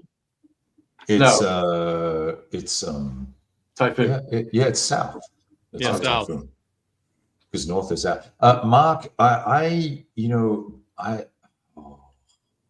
really like the Rome Civil War, number one, and then I like anything that Caesar is cranking on. I love the kind of little mismatch with the barbarians, but my sweet spot will probably be anything Alexandrian. I'm a big Alexander fan, even though they're all very one-sided. I mean, so I've got 3 or 4 boxes over there, and just the boxes alone attract me to it. And Julius Caesar stuff, I don't have that knowledge base. I'm still attracted to it. I don't know. I put Napoleon is my favorite study, obviously. Sure. And Caesar just sort of fits in that I put the two together. Yeah. But I see that, and I see when you do it, it's maybe a couple other people. There's not a lot of people that I see filming this stuff, but it is probably just I don't understand the concept of that fighting. It just looks to me like everybody's fighting on a plane. There's no terrain. It looks like you just go, is that all you're doing? It seems there must be more to it. Because it looks like all you're Well, it's like that until things get crazy. But you put your best guys over here, and your second best guys go over here.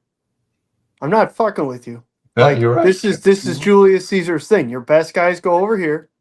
Your second best guys go over here. This is where you put the Jeffs. And then you put the Todds there. Okay, fair. You put the Toddies there. The silly pickles go in the center. That hits Hannibal's chunk too, but no, Okay. No, there's obviously more to that. Your cavalry runs up their cavalry, and then your cavalry gets them in the back. Too many people play it. They play it miniature and they play it in those GBOH. I'm like, well, I'm missing something because maybe it's like Jeff. I don't know if that's what you're talking about, Jeff. Yeah. Okay. So, and here's why this develops for me like this is I watch what you play. OCS, PC. I watch you play those games, right? And then all of a sudden you're playing this thing here, and I'm like, wait a minute. This is almost like the question I asked Herman Luttman today. How the fuck does your brain switch something operational with maneuver and strategy and stuff like that? What do you when you're setting up one of these GBOHs and you're getting ready to fight a battle? All right, does your brain have to go to focus on one side? And if that's the case, how do you determine what the hell you're going to do in that kind of a setup? I mean, how do you format a tactic or a strategy for that? Well, with Alexander the Great, you put the foot on the metal of the gasoline and you would charge. No, your panzers forward. Oh, wrong battle. Sorry. No, look, I've got a bunch of books, right? And I read those books, and I'm reading about Guatemala or ISIS or whatever. I was just helping a guy. He's doing a teaching a Bible study on Daniel, and Daniel prophesies about Alexander and Julia and the Roman Empire. And he said, "Well, tell me about Alexander the Great. What were the what's the deal?" And I said, "Well, do you want to know about the battles or about the politics or about the culture?" And he's like, "Oh, okay." So like we got into that whole conversation, and we had this great thing, and I gave him a book with the outline of the battles, the 3 biggest battles that mattered, and I kind of went from there. And that I just find that fascinating, and I think I can look at that, and then I can pivot over here and go, okay, what is I don't know. What is Zukov trying to do in this particular? Good one, North. So we lost somebody. We lost Ross. Ross. Yeah. It's his mom's birthday, and he's trying to catch up with his mom. Okay. Well, it's nice of him to be here anyway. He didn't get to say anything, but I talked too much. I don't know. So I can switch to Panzers like that, right? It's different. Yeah, you're definitely I will say that your tastes and I think you've got your World War II, your ancients.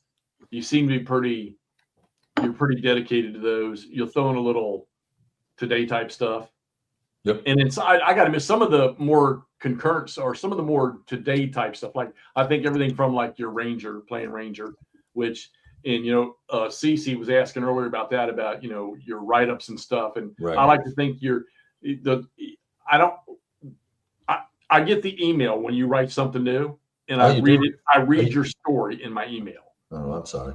The Substack thing kills me because I can't. Every time I try to go there, it's like I haven't been in a while, but it was always asking me for a login and stuff, and I do my login, and it won't take me to where I need to go to see your stuff. So unless they've changed recently here, I have no idea. It sucks. I can't read anything either. I just write there now.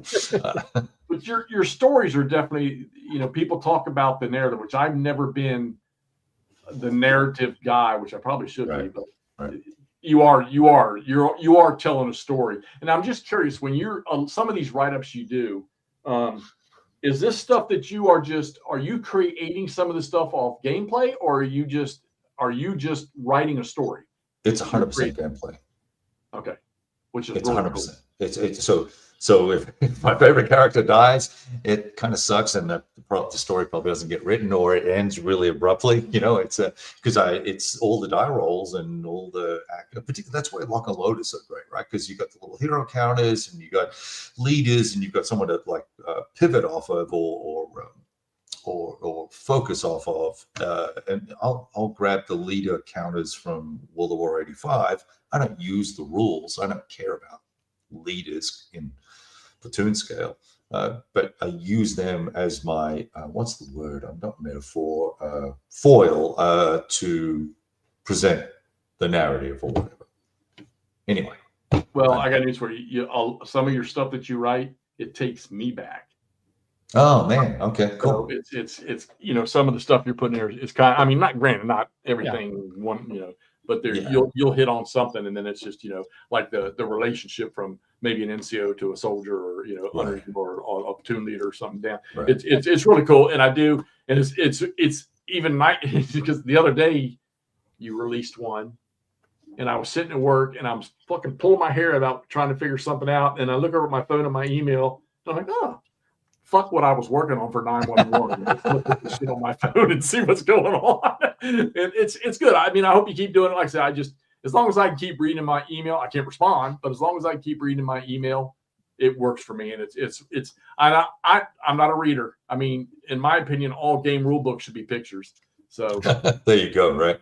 I just don't. I'm just not a reader. I wish I was, because I know I've got quite a few books around here, but like I said, Lee's Lieutenants was the last one I read, and that's I was going to say, what you mentioned, the Substacks. I just subscribed to your stuff there, and I saw the latest one today. I didn't have time to read it, but I will. But some of the stuff I'd look back on the other day, it's really good stuff, and I'm kind of wondering, and I'm going to try to draw this out here. Is there a hidden writer in your back of your mind that you'd want to write something? Given the amount of time you've read stuff and how you play the games and stuff, is there a hidden writer back there someplace? Is there a writer that I would like to emulate? Is that what you're saying, or is there, or do I like to be a writer? Oh, yeah, just you want to do narratives and writing and stuff like that. Shit, if I could write short stories and publish them and get paid for it just for fun, I would not get paid. I don't care. I really enjoy writing. I don't do it as much as I would like to. And I was thinking that being more retired than not, that I would be doing more writing, but it's hasn't happened yet. So that's why the last little flurry, that's why I got World of War 85 out. It's like, I need to write something where I am breaking things and killing people, right? I wanted to write about that experience and I'm riffing off of, great authors, right? I'm not this, and I'm trying to learn how to write first person, third person and do that correctly. And can you mix and match? And, there's all sorts of, there is such a huge hole of knowledge that I don't have that, so that's why I just put these little 2,000 word, 1,500 word things out just to kind of capture the story. Yeah. I think it's great because it's a way of learning. I mean, just playing the game, getting a narrative, and then letting your mind just gel on it and come up with something. Because put little snippets together that kind of encapsulate the action that you just rolled dice for, right? Right. And I think that's a great way to learn and build. I mean, nobody ever is born with a skill like that. Everybody learns how to do it. I think you're on a good path. That's what I'm thanks, man. I appreciate that. Yeah, from what I've read so far, I've only read like one story, but it's good. You got me captivated. Well, there's a guy who's an author that he writes in the first person, and I really liked that, and so I tried doing that for a couple of things. There's some modern lock and load tactical, and I tried doing some first person stuff there, and I did some really sort of all these different leader characters in a lock and load Vietnam set story, and I really tried to get the history accurate for this some airborne. I can't remember. It wasn't airborne. It was like they were training in Thailand and they got moved to Vietnam, and so they were jungle fighters, and there was some particular group of dudes, and I was trying to write about them and build that into the scenario, and so it gets a little hacky sometimes, but I try to give each character a real background as well. Sometimes if I have the words there or the creativity there. So anyway, so it just happens and you sit down and start typing. Yeah, literally I'll make myself, I turn all the screens off and just a big blank piece of white paper, and I'll just type and look at the pictures off my phone and kind of go for it from there. That's cool because I think that's all what we're trying to do with games too, is develop that narrative in our heads. I've heard people say theater of the mind with a lot of this stuff, and it really is. You're just taking it to the next level of saying, here's what I'm thinking, which is cool. Oh, cool. Well, thanks. I'm humble that anyone reads it. It's because I go back and I go, oh damn, there's like 14 spelling errors, and I go back and fix them all and reissue them and stuff. Oh, yeah. You should have read some of my freaking AARs after something with all the misspellings and that shit, and having a full bird West Point lieutenant colonel looking at you like, okay, I get it. But yeah, I love, and when you're doing the TCS stuff, I love that because the orders in some of the game systems that MMP has, and TCS is definitely the best. It goes right back to writing an op order for any kind of operation in the service, and it's like I can forget, the Met T stuff and the sequence of what an op order is, but the minute I see you playing and talking about the orders or whatever, it's like it all just floods right back in, and I know exactly what you're talking about. And that's awesome. That's love awesome. That shit. It's great to go back and sort of relive some of that stuff. It's years and years and years and years ago, but still, there's things that in the military that will never change.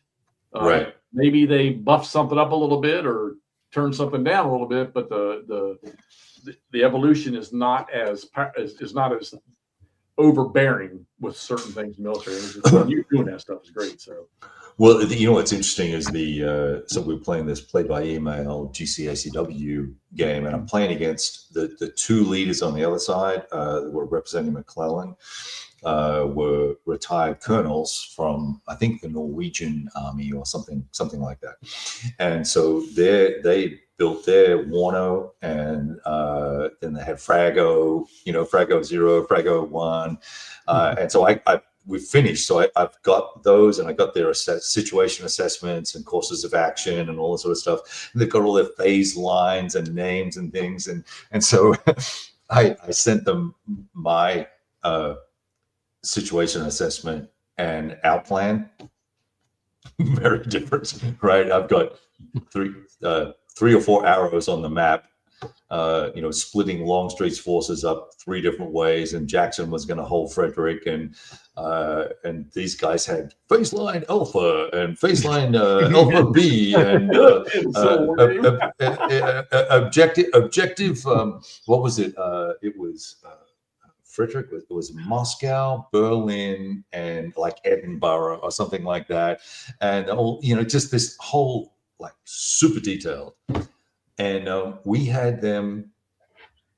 We broke their OODA loop, and they were reacting to us all the time, and it was awesome to just mess with these colonels, and because I knew they were colonels, I knew they were retired.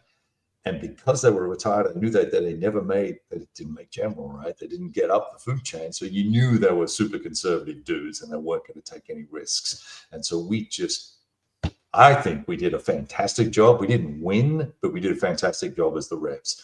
So it was super cool seeing their whole order system and how they went about it. All right. Well, Kev, you've been. It was 2 hours. We just about pushed 2 hours. So I'm gonna. Damn. If everybody's got something else they want to Yeah. pop. I want to end this with one question. Nope, I'm good. I'm going. No, Andrew, we're anything? good. Andrew, I know you had something you wanted to ask him about. But Well, go on. No, I had all kinds of goofy shit. Ask me. I don't care. If I don't want to answer it, I won't. Oh no, it's just to entirely derail conversations. You're good. If Andrew's stalling, let's move on. So Yeah. If you could eliminate, He's building a tree. yes, numerous trees. he's good with that shit too. So. No, I got to do something with my hands. We're good. All right, Kev.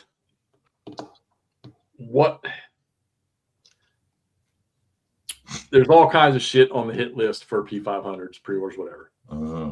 What's the biggest thing you're looking forward to in the next 6 months? Oh, I tell you what, I know the answer to that one. Thin Red Line Games is bringing out, I forget what it's called. First Man in Rome is what it's called. So it's going to be Caesar's campaigns, basically all of Europe. Oh shit! Ancients. It's going to be epic. How beefy is that supposed to be? Well, I played the Alexandrian one. It's not. His rules are all case based and pretty. Is that the great big game you were playing? Yeah, it was Alexander's, run into Persia and all that. Yeah. Yeah. I remember seeing you play that and not knowing what it was. Yeah, that was called the Fate of All, I think. Oh yeah, that's yeah. Yeah. It's You still have that thing? Is that still I still have it. I almost set it up the other day, and then he sent me an email saying that I've got the Vassal stuff and I've been goofing around with it, but I hate playing Vassal solo. So and then he sent me new rules, and I was like, okay.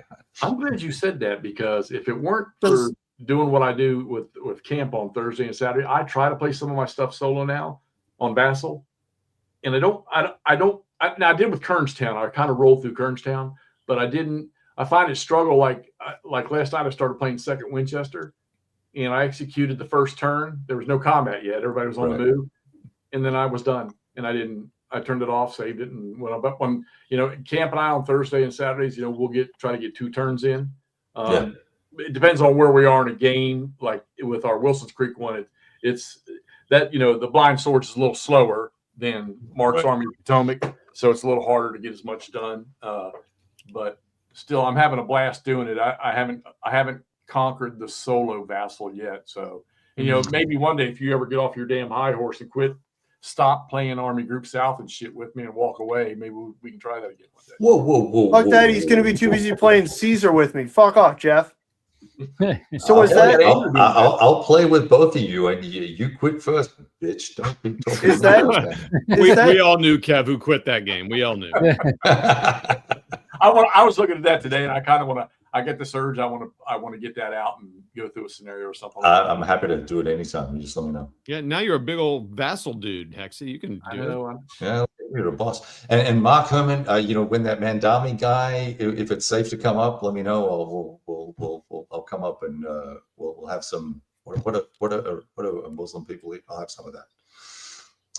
I'd be afraid to go up there. Clay's up that way too. Is Clay coming out in April? Are you coming to St. Louis in April, Kev? Yeah. Damn, I've got flights, hotel. I'm booked. I am locked in. Murray, let's get the lawn chairs in the cooler. Let's do it. You got to get out here, dickhead. Yeah, I told you can stay in my house. Nobody comes in my house. You can stay in my house. You just got to get out here, Jeff. I need somebody to ride out with me. Alan, what are you doing? Sure. Let's take a ride. We'll go through Tennessee. We'll hit all the ACW fields. Come on out. Let's all go. We're gonna get you. I'm lost on you, and I'm not gonna get into discussion with it. I think it's bullshit that you can't or won't play GBACW with all the shit that you play that's heavy loaded. Somehow we've got to get you playing. I love it. Kev, we can play GBACW for dimwits. It'll be awesome. He doesn't play GBACW because it's hard. I think he just doesn't like it, right? I just don't like it. I did 2.5 days of that. I'm done. I don't ever need to see or touch that game again. I'm good. Well, I'm not gonna lie. You got blind swords, and that's a great. That's like I say. Well, Black Swan. I'm more Black Swan guy. The blind swords, because I just like that better. But whatever, I'm trying to get rid of all my blind sword stuff. I'm only going to keep the big box things. Really? Well, I want to play Gettysburg, I want to play Antietam, I want to play some other, whatever the next one is. And I'm really not that interested in tactical Confederate battles. Okay. They're kind of tedious to me. Wait a minute. Why did it have to be Confederate? Why did it have to be? Whoa, Confederate. What do you call it? ACW, right? Yeah, Kev likes winners. I like the uniforms better. The blue guys look great.